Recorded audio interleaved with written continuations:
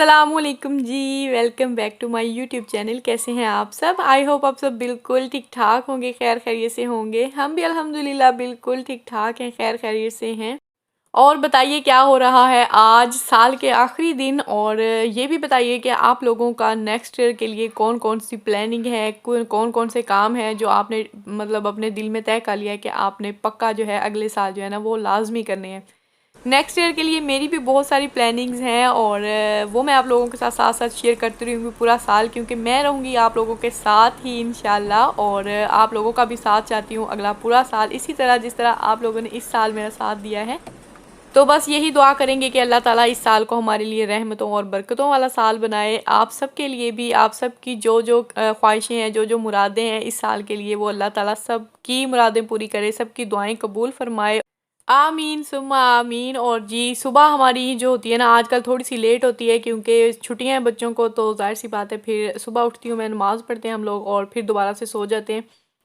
और फिर 10-11 बजे तक उठते हैं हम लोग और नाश्ता वाश्ता करते हैं। और अभी हम लोग आ गए हैं मार्केट, थोड़ी बहुत जो है ग्रोसरी करनी थी। वो ये जो क्लिप है ना ये कोई 2 दिन पहले का है।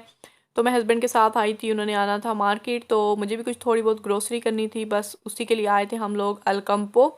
और अभी जैसे ही क्रिसमस ख़त्म हुआ है तो साथ ही जो है न्यू ईयर की तैयारियां स्टार्ट हो गई हैं मार्केट्स में भी और हर तरफ। और इसके बाद जो है ना न्यू ईयर के बाद जो है स्पेन में, यहाँ पे बल्कि आई थिंक पूरी दुनिया में जो फेस्टिवल सेलिब्रेट किया जाता है 6 जनवरी को, द किंग, इधर यहाँ पे कहते हैं लोस रेयस मागोस। और वो होगा, उसकी तैयारियों में लगे रहते हैं। वो भी इसी तरह गिफ्ट्स वगैरह एक दूसरे को मतलब देते हैं बच्चों को, और बहुत अच्छे से वो भी सेलिब्रेट करते हैं। तो ये दिसंबर का और जनवरी का जो है ना पूरे 2 मंथ जो है ये बस सेलिब्रेशन के ही होते हैं, डिफरेंट जो हैं वो फेस्टिवल्स आते रहते हैं। तो जी मैं आ गई हूँ अलकम्पो में, और छोटे छोटे से जो है ना क्लिप्स मैंने यहाँ से ले लिए थे। कुछ सेल्स जो है ना स्टार्ट हो चुकी है यहाँ पे। ये सारा सामान जो है ना ये जो क्रिसमस पे पहले लगा था वही अभी उन्होंने प्राइस जो है ना रिड्यूस कर दिए हैं। और यहाँ पे मैं आप लोगों को दिखा रही थी ये वाले मिनिएचर रोज़ वाला जो है ना प्लांट, ये मैंने 1 यूरो के लिए थे, जब 1 यूरो का सामान लगता है ना वहाँ से। और ये देखिए बस इनमें थोड़े से इन्होंने जो है ना ये गमले चेंज करके तो 7 यूरो के अभी जो है ना ये वाले प्लांट्स मिल रहे हैं। और ये वाला बॉल देखिए कितना मतलब सस्ता लगा हुआ है। नॉर्मली ये 8-10 यूरो से कम नहीं मिलता हो, लेकिन यहाँ पे अभी लगा हुआ था 4 यूरो का। और ये वाले इतने प्यारे से छोटे छोटे बॉल से मतलब सूप वगैरह के लिए। और जी आज मुझे करने हैं ये वाले कपड़े स्टिच करने हैं, और ये मैंने बड़ी मुश्किल से ढूंढा है। इसी साल जब मैं आई थी ना फरवरी में पाकिस्तान से होकर, तो मैं लेकर आई थी ये वाले कपड़े। क्या मतलब, एक ये वाला सूट है और दो जो है ना ये ट्राउज़र हैं, जो कि इसके साथ की जो शर्ट्स है ना वो मैं मतलब स्टिच करके उनको इतनी दफ़ा पहन भी चुकी हूँ। और उनके ट्राउज़र जो है ना अभी तक स्टिच करने वाले हैं, क्योंकि ट्राउज़र ब्लैक है, ज़ाहिर सी बात है, तो वो पहले ही काफ़ी सारे होते हैं।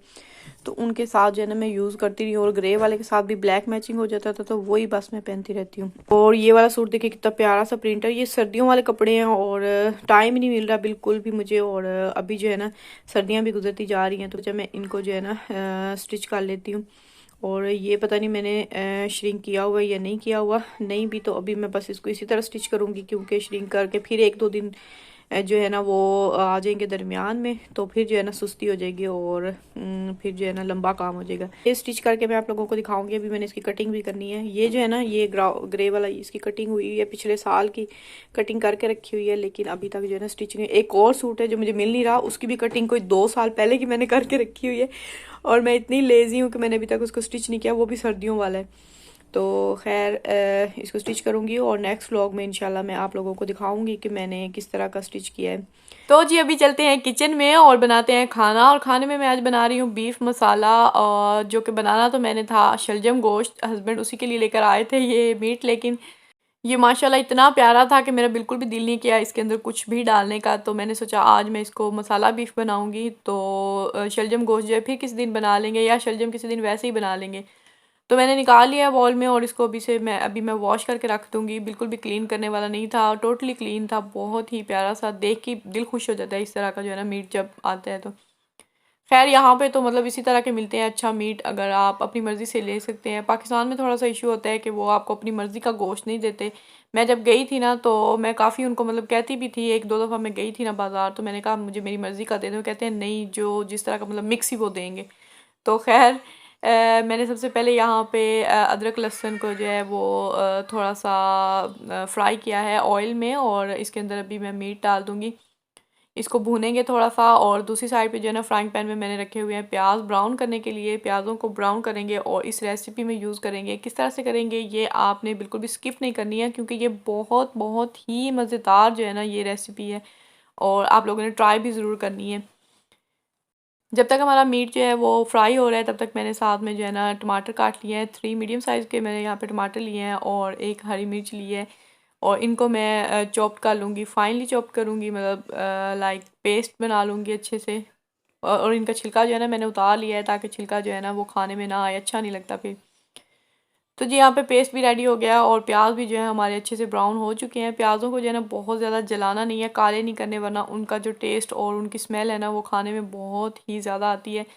तो इनको मैंने डार्क ब्राउन कर लिया है, लेकिन ये देखें आप जले हुए नहीं हैं। और इनको मैं टिश्यू पेपर मैंने 2 लिए हैं और उन पे अच्छे से फैला लूँगी ताकि सारा जो ऑयल है इनका उसमें अच्छे से जज़्ब हो जाए पेपर में और ये थोड़े से क्रिस्पी हो जाए। इनको फैला लिया है पूरे पेपर पे।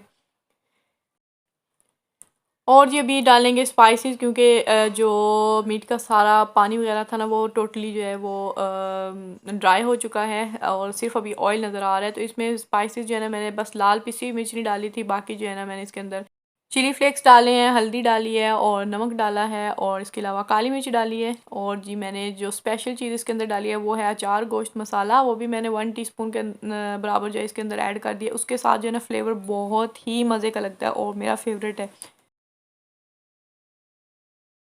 और अभी इसके अंदर ऐड करेंगे जो हमने टोमेटो पेस्ट बनाकर रखा हुआ है वो, और हरी मिर्चों का पेस्ट वो मिक्स कर देंगे। और देखिए अभी से कितना मज़ेदार लग रहा है। ये सालन जो है ना अभी तक ख़त्म हो चुका है, लेकिन अभी देख कर ना मेरा फिर से दिल कर रहा है कि बिल्कुल मतलब यही वाला जो है ना दोबारा से बना लूँ। बहुत ही टेस्टी बना और टोमेटोज़ वगैरह डालने के बाद हम इसको थोड़ी देर कवर कर देंगे, क्योंकि ये अभी तक गला नहीं है। बस इसको मैं थोड़ा थोड़ा करके ना फ्राई बस करती जा रही हूँ। तो इसको मैंने कवर कर दिया ताकि टमाटरों के पानी में जो है ना वो ये थोड़ा सा गल जाए और अच्छे से जो है ना उसका पानी ड्राई हो जाए। उसके बाद फिर इसको भूनेंगे। अभी यहाँ पे मैंने 1 ग्लास जो है ना योगर्ट ले लिया है और इसके अंदर मैं ऐड करूँगी प्याज जो कि ब्राउन करके रखे हुए हैं हमने, वो ऐड कर दूँगी और इसको अच्छे से जो है ना मिक्स कर लूँगी।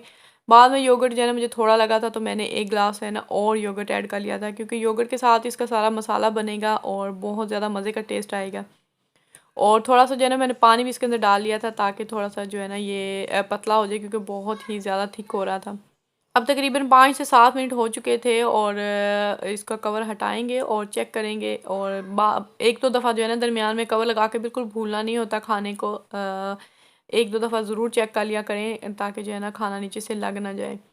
तो ये देखिए किस कदर मज़ेदार सा जो है ना ये लग रहा है अभी भी। और अभी इसको भून लेंगे अच्छी तरह से, क्योंकि टमाटरों का पानी जो है ना अच्छे से ड्राई हो गया। इसको भूनने के बाद इसके अंदर मैं ऐड कर रही हूँ अभी योगर्ट और प्याज जो मैंने मिक्सचर बना कर रखा हुआ है, वो ऐड करने के बाद इसको दोबारा से थोड़ी देर के लिए भूनेंगे।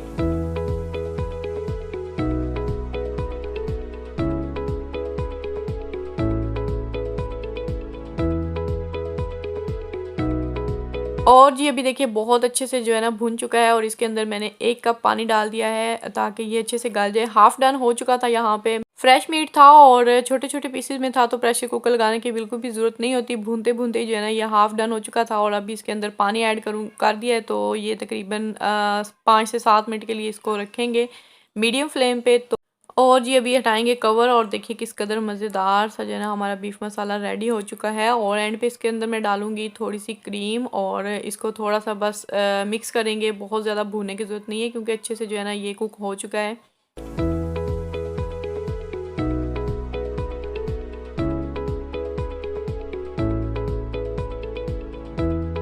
और जी क्रीम डालने के बाद जो है ये देखिए बिल्कुल रेडी हो चुका है हमारा आज का खाना लंच। और इसको जो है बस गार्निश करेंगे अभी हरे धनिया के साथ और अदरक के साथ। और इसके ऊपर मैं डालूँगी हरी मिर्चें जो कि मेरी फेवरेट है, और ये सारी हरी मिर्चें मैंने ही खानी होती है।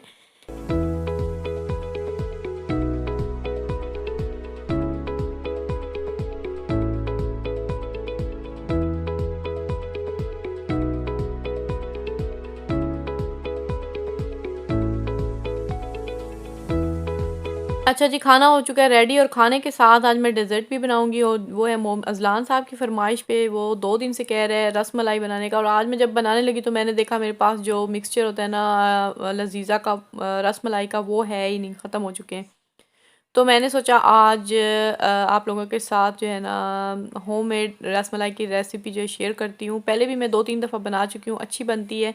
इंग्रेडिएंट्स आपको नज़र आ रहे हैं यहाँ पे, एक अंडा मैंने लिया है, 1 कप जो है पाउडर मिल्क है, और 1 टेबल स्पून जो बाउल के अंदर आपको नज़र आ रहा है ना वो ऑल पर्पस फ्लोर है, और साथ में 2 टेबल स्पून जो है ना मैंने रखा हुआ है कुकिंग ऑयल, और ये जो मैं भी ऐड कर रही हूँ ये है बेकिंग पाउडर जो कि 1 टीस्पून मैंने डाला है। ये छोटे वाला चम्मच है, हाफ़ टी स्पून वाला तो मैंने 2 डाल दिए।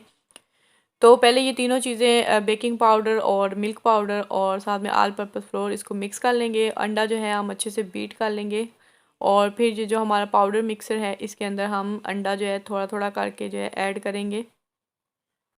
अंडा जो है ना वो मीडियम साइज़ का है, और ऑयल जो है ना अभी मैं इसके अंदर डाला है, और ऑयल को थोड़ा सा बचा लूँगी ताकि ज़्यादा ना हो जाए, अगर कम लगा तो फिर डाल लेंगे। अंडा जो है मैंने पूरा इसके अंदर ऐड कर दिया है, लेकिन ये अभी भी जो है ना मिक्स करने के बाद भी थोड़ा सा मुझे ड्राई लग रहा था, तो वापस जो ऑयल मैंने बचाया था वो भी इसके अंदर ऐड कर दिया है, और उसके बाद भी जो है ना ये काफ़ी ड्राई ड्राई सा लग रहा था। और फिर इसके अंदर मैंने एक अंडा और जो है ना वो मैंने बीट किया, और हाफ़ जो है ना हाफ़ एग मैंने इसके अंदर दूसरा डाला था, और डालकर इसको मिक्स करेंगे।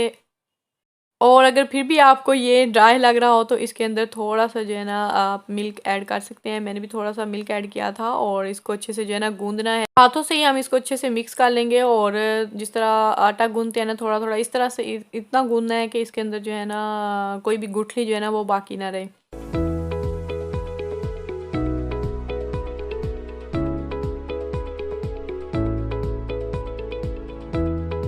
तो जी जो रसमलाई के लिए डो हमने रेडी किया है वो मैंने रख दिया है फ्रिज में, 4 से 5 मिनट उसको फ्रिज में रखेंगे। और यहाँ पे मैं अभी 1 लीटर जो है ना मैंने लिया है मिल्क, उसको बॉयल कर लेंगे, और उसमें हाफ़ कप जो है ना मैंने शुगर ऐड की है, और इसको बॉयल आने तक जो है ना पकाएंगे। और साथ जो है ना हम छोटे छोटे इसके बॉल बना लेंगे रसमलाई के, जितने आप नॉर्मली बनाते हैं ना वैसे ही बना लें। हाथों को मैंने यहाँ पे थोड़ा-सा ऑयल लगाकर ग्रीस कर लिया है ताकि ये स्टिक ना हो हाथों के साथ, क्योंकि पाउडर मिल्क होता है बहुत ज़्यादा जो है ना वो स्टिक होता है हाथों से। तो इसके छोटे-छोटे जो है ना बॉल्स बना लेंगे हम।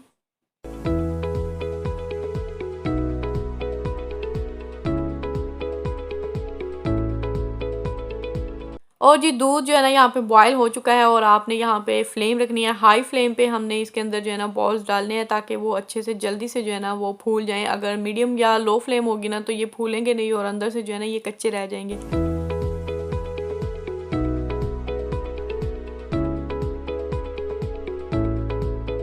तो जी सारे बॉल्स जो है मैंने ऐड कर दिए हैं, और आप देखेंगे कि ये जो है ना इसका टेम्परेचर जो है मिल्क का वो काफ़ी ज़्यादा कम हो गया है, क्योंकि ठंडे थे, और उसके अंदर जाते ही जो है ना उबलता हुआ दूध जो है वो बिल्कुल मतलब एकदम से जो है ना बैठ जाता है, और साथ ही जो है ना फिर बॉयल आना स्टार्ट हो जाता है, और फूलना शुरू हो जाते हैं रसमलाई के जो बॉल्स होते हैं। ये देखिए अभी कैसे मतलब फूल रहे हैं, काफ़ी बड़े हो गए हैं पहले से।